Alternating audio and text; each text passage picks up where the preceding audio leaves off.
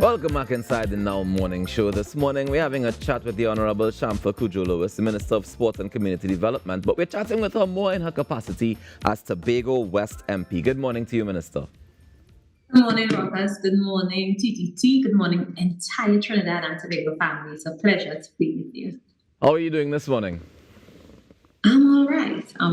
Thank you. Nice. Well, thank you so much for joining us. I mean, the conversation has been ongoing about Tobago's autonomy and the bill and being presented and all that good stuff. But I realize that there's a drive to gain more awareness as to what exactly we mean by Tobago autonomy and how people should get involved and why they should be getting involved. I heard in the recent town hall meeting you compared it to a marriage.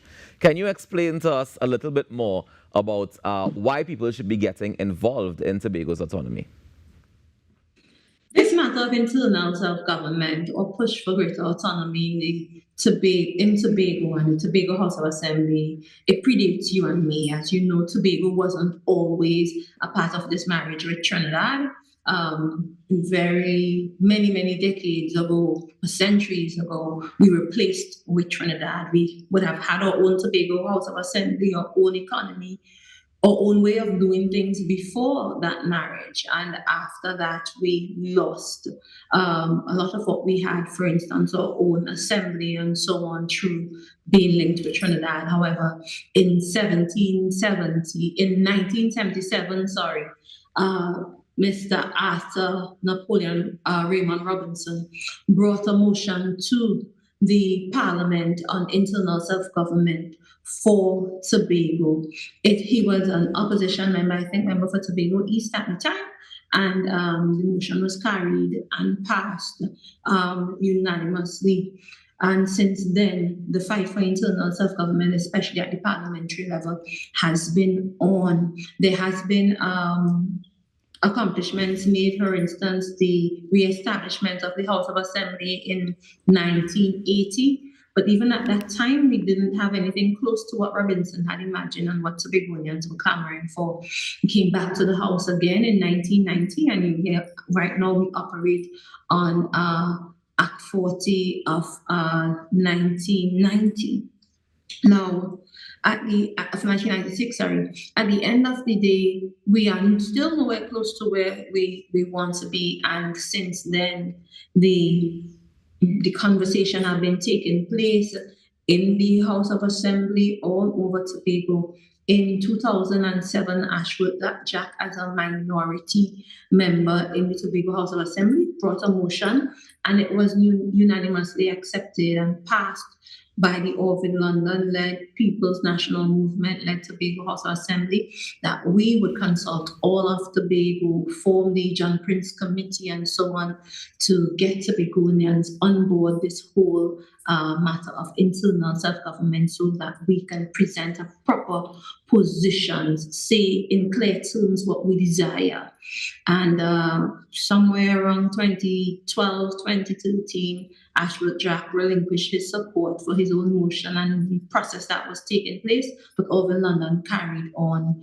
And we have worked since then towards educating Tobagonians, making them aware, getting Tobagonians from all walks of life on board, encouraging people to put down their political hats. We worked in collaboration with different parties, including 𝗂𝗀𝗀𝒀𝒀 Charles at that time, to come up with a Tobago position, because we recognize the only way we can get this done is to speak to Trinidad and to speak to the Parliament with one voice. At the end of the day, we cannot grant internal self-government to ourselves. We have to convince the Parliament. The laws have to be changed, and the only place where laws can be changed is in the Parliament of Trinidad and Tobago. So therefore, we have to encourage and get support of the Parliament. So there has been over 42 consultations. You have, for the first time in our history, a joint select committee being established and going through the rigors of getting technical support, guidance, and so on, both locally and internationally, from the United Nations, from other countries and parliaments would have gone through a similar type of situation. And the THA sent it to the Parliament in 2016, draft bill for us to consider. And here we are today trying to bring this whole process to a close or to a vote after the Joint Select Committee has done its work and interacted and engaged the public over the years. So, Minister, what has been some of the challenges in not getting the parliamentarians on board with passing this bill? What are some of the challenges that we've been facing? I think that this is the most parliamentary support we have had over the years. We are at the point now where it's time to bring it to a vote. The last time we debated this matter was in 2021, and the opposition at that time, the UNC, said that they would not support, all because the Tobago House of Assembly, Fanny Augustine, and the PDP, who were in alignment with the UNC or in support, they had something going on where they supported each other. They were not on board because they said we didn't get exactly what we had requested from central government. But we have to remember that in presenting our position to central government, we said as Tobagonians that one, we don't want secession, we want to remain a unitary state, and two, we weren't pursuing a federal system at that time. We simply want internal self-government, increased autonomy, and we fleshed out just how. However, some of the language presented in the original bill spoke to matters such as demarcation of Tobago waters versus Trinidad waters, different definitions that speak specifically as if we were seeking secession or to be our own unitary state. But the Parliament and remain adamant that the request to us was to maintain the unitary states of Trinidad and Tobago, because Tobagonians did not say they wanted to leave.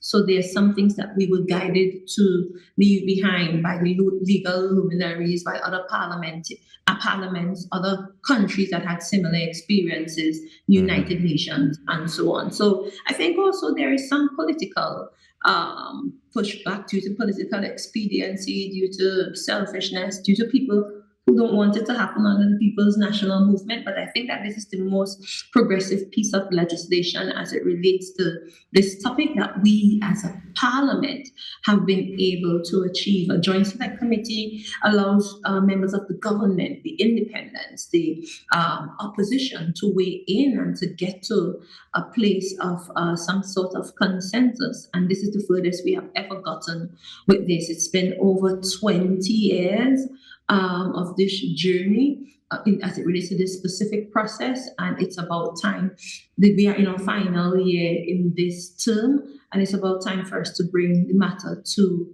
a vote rather than to leave the research and all that we have gained over the years.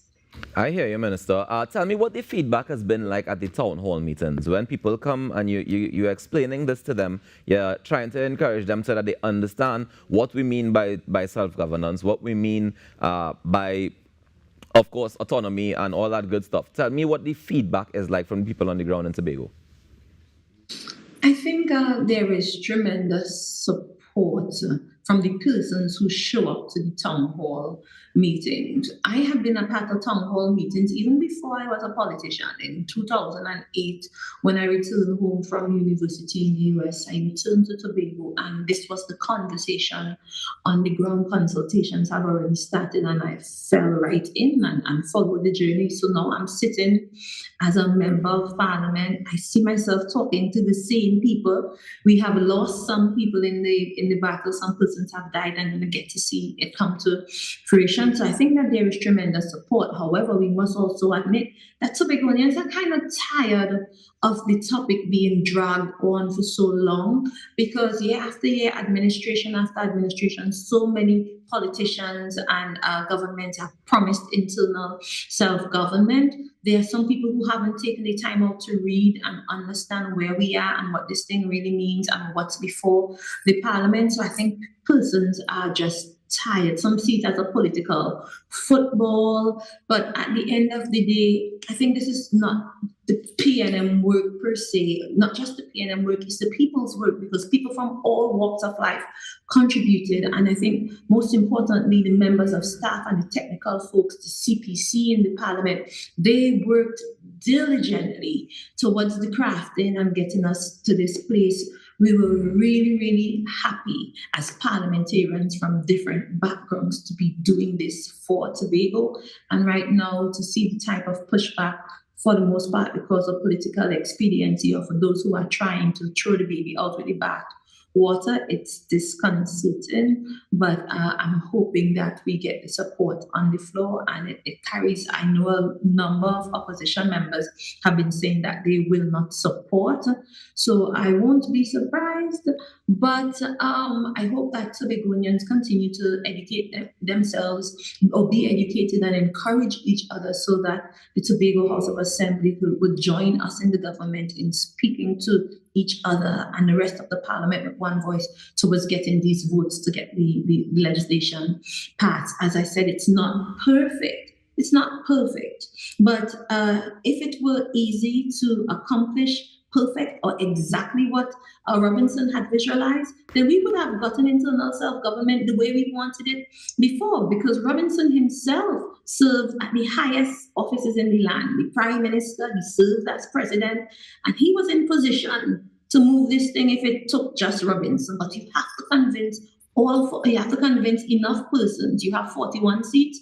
You need this thing requires a 3/4 majority. You need to convince at least 31 persons in the upper house. We as the government, you can guarantee your support. We only have 22 seats, 22 votes, though. You have to convince the opposition of giving us 9 votes.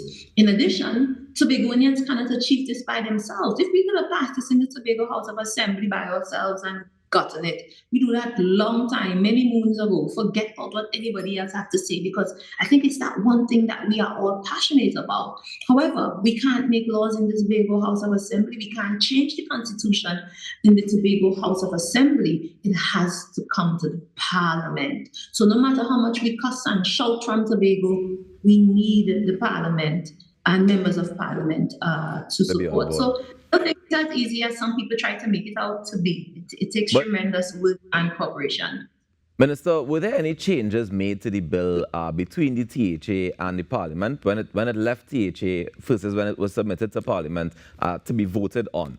Were there any major changes that were made that would make the THA saying, well, I don't know if I want to support this anymore? In 2016, when we passed our first draft, when we pass our draft, the Tobago House of Assembly passed the draft to the central government. We then have to look at it and then send it on to the parliament. We sent to the parliament just what we got from the Tobago House of Assembly. And the parliament had to draft and redraft in order so that it can go before the parliament, because the CPC, in all their wisdom and legal knowledge, cannot take to Parliament matters that can in no way, in any way, go against the existing law of the land and so on. Of course, they would know what can be changed and what cannot be changed. And if we are saying that we do not want secession and we don't want, Tobago doesn't want to go and be its own independent unitary state, then there were some things that the CPC did not put into the legislation. For instance, this definition of Tobago waters and definition of Trinidad waters, as we were guided by the legal luminaries, the Thompsons, the Bath, and so on. And the information is right there online for those who care to do their research and to see that this is not if we want to remain a unitary state. Minister, sorry to interrupt, but there is one clarification. What is the CPC exactly, for those of us who don't know? The Chief Parliamentary Council. So they are responsible for drafting. So we may come up with an idea, or we may say we want X, Y, and Z. They don't have to craft it into legal terms or legalese, as we like to say, so that it is palatable and it could be reflected in the law without damaging what we already have as a unitary state, if we want to remain a unitary state. And that's what Tobagonians have said. We want to remain a part of Trinidad and Tobago. So if we're an archipelagic country, then the waters are seen as a unifying thing and not something for separation. So therefore, in saying Tobago waters and Trinidad waters, there are no Tobago waters. There are no Trinidad waters. You have the island of Tobago, the island of Trinidad, and all the waters in between belong to we, the people of Trinidad and Tobago. However, for the administration of the Tobago Island Government Bill, yes, we have increased the miles from 6 miles to 11 miles so that the Tobago House of Assembly could administer what they're doing through the laws that are about to be changed once passed and the areas of responsibility in Tobago. Now, Minister, you mentioned earlier that Tobagonians can't change this law on their own. So why is it so important to have Tobagonians on board and believing in this mission if it is the people that we need to convince the members of the opposition? Because I think that this is a national matter, and any move made or any amendments made to the law affects us both in Trinidad and in Tobago. Why convince Trinidad? Why convince those opposite? One, we need their vote.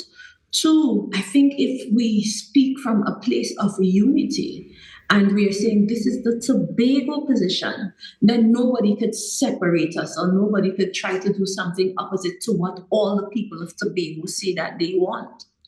So it's in the same way in 2021, the UNC could have come to the parliament and say, well, we hear opposing views from Fadi and the Tobago, therefore we are not supporting. But if we're all in Tobago saying with one loud, strong Tobago voice that this is what we want as a people for the development of our people and our island, I think that the parliament and the people of Trinidad would agree and support, because I think in my time as a parliamentarian, Trinbagonians usually support bringing government closer to home and having people being able to freely, confidently, and courageously influence the decisions that treat with their own development and their well-being. I have never seen anybody opposed to that. Keeping the power at the central government or keeping the power at the top, it's such a back in the day archaic type of thing. And if we're looking at modernizing our democracy and ensuring that our people are properly served in Trinidad and Tobago, it's about bringing decision making and bringing the power close to the people so they can influence the decisions, the policies, and the operations that affect their day-to-day lives. Minister, I have to ask, I know that 2025 is set to be an election year. I know no announcement has been officially made, but according to the law, we're set to have elections sometime in 2025. Is there a push to get this bill passed before the election? It's a push to get the bill passed before the parliament closes.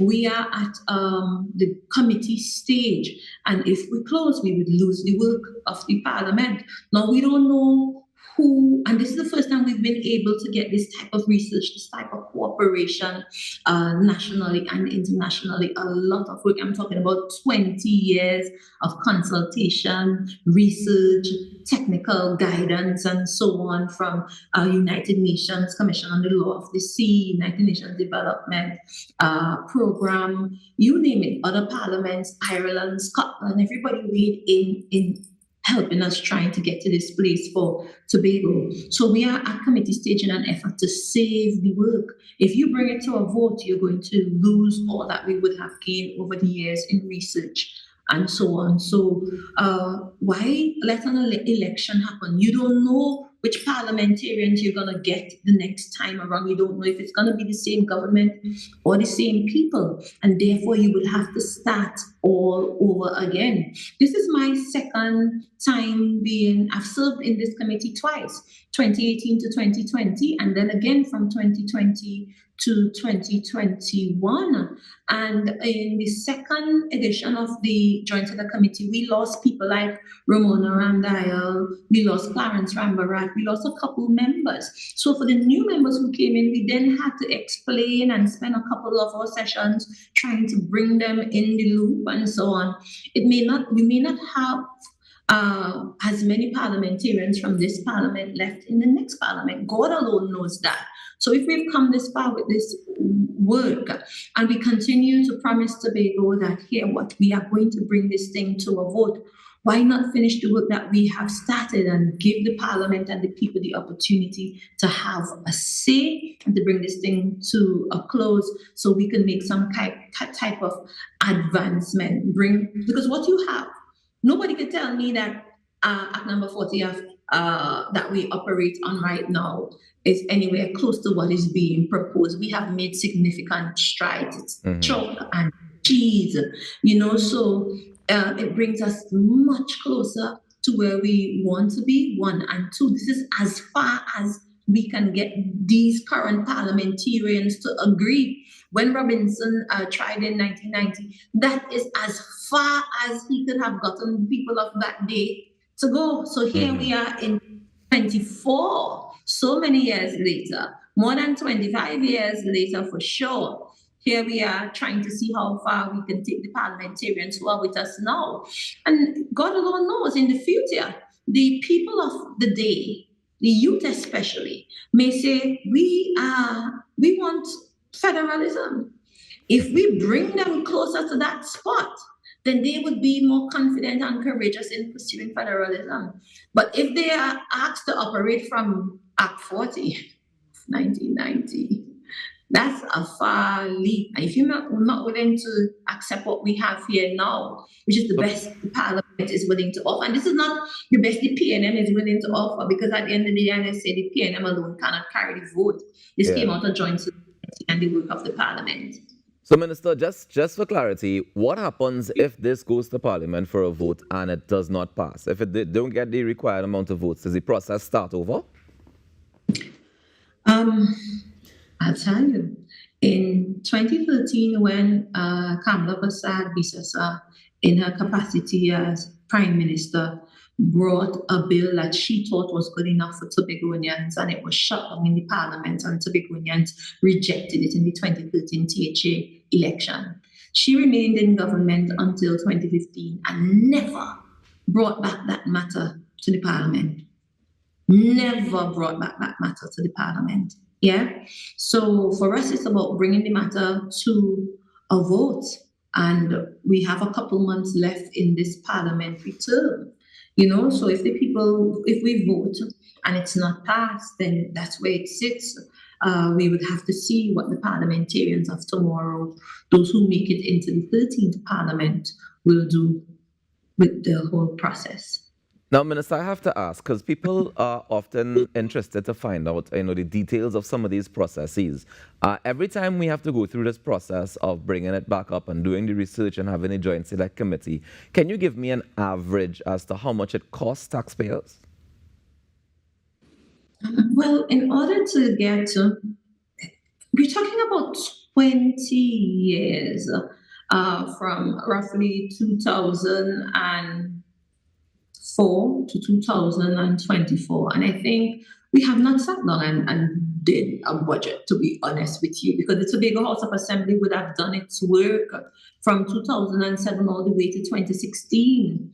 Yeah, in different terms, having consultations, bringing on John Prince Committee, flying in people from St. Kitts Nevis and so on. I'm sure there is of course, there is a cost. But to say we have added what the Tobago House of Assembly has spent over the years, in addition to what the Parliament has spent over the years, I'm unable to see that. Okay, understood. Well, Minister, any words you want to leave with the public before we wrap up this morning, just to make sure that you put it in a nice bow for them so that they understand why this is important? Well, Tobago, Trinidad and Tobago, this is our time, this is our opportunity to deliver internal self-government, greater autonomy to people of Tobago. And this could only redound to the benefit of not only Tobago, but also Trinidad and Tobago, because if any one part of the country is strong, it makes us all stronger and sweeter. At the end of the day, we're talking about improved allocation from 4.03% to 6.8% as the floor for the budget. That means more money to run your business. We're talking about having a legislature where Tobago can make laws for the first time for the matters under its exclusive authority. This specific legislation before us speaks to less interference and oversight of the cabinet. You would be in charge of your own business. We're talking about the ability to borrow, the ability to invest, the ability to have the FRC, the Fiscal Review Committee, so that we can get even bigger allocations than the 6.8%. It's about pride, it's about a stronger sense of self, it's about dignity, and it's about delivering to Tobagonians based on our dreams and our aspirations for so many decades and generations. So I would encourage Tobagonians to get on board. Do not be led astray by selfish politicians. Do not be led astray by those who are encouraging you to do not support the bills for their political expediency. I'll tell you something real quick, my dear. I was traveling sometime this week, and the driver was asking me, are you guys sure you really want this? I feel like Tobago backpedaling. Because here you are getting more authority and you're backpedaling. What you have for Act 40 versus what is being proposed now, it's such a far cry. It's so much progression made, and Tobagonians are acting like they don't want it. I feel like they don't want the responsibility. And this matter of internal self-government has been a political football for so long. It's easy to stay in Tobago and blame Trinidad not doing this, Trinidad and getting no money. It makes good politics. And there are people who have propelled their political careers based on this talk of internal self-government and this. But now we are at a stage where you're getting the increased autonomy and authority, and we've come this long distance, and you're backpedaling. Do you really want it? So I said, nah, it really can't be that. So at the end of the day, I hope Tobagonians are wise, that we read, we educate ourselves, and encourage each other and the Parliament to do the needful, and support these bills for ourselves, not only for ourselves, but more so for the young people who are coming up, who are going to lead Tobago, so that we can strengthen our economy and have a stronger sense of pride and dignity for our own social and economic development. I think this is a major step, a leap in the right direction for us to do right by Tobago, Tobagonians, and Trinidad and Tobago by extension. Minister, thank you so very much for joining us this morning and for sharing the information. And we look forward to seeing how it unfolds as we go forward. Yeah? Enjoy the rest of your day. Enjoy. Take care. Take care. That's the Honorable 𝒂𝒏𝒂𝒈𝒐𝒏𝒂𝒈𝒐'𝒔, the Minister of Sport and Community Development, chatting with us there more in her capacity as Tobago West MP and talking about the push towards Tobago's internal self-governance and autonomy. We take a quick break and come back with more on the Now Morning Show. Stick around.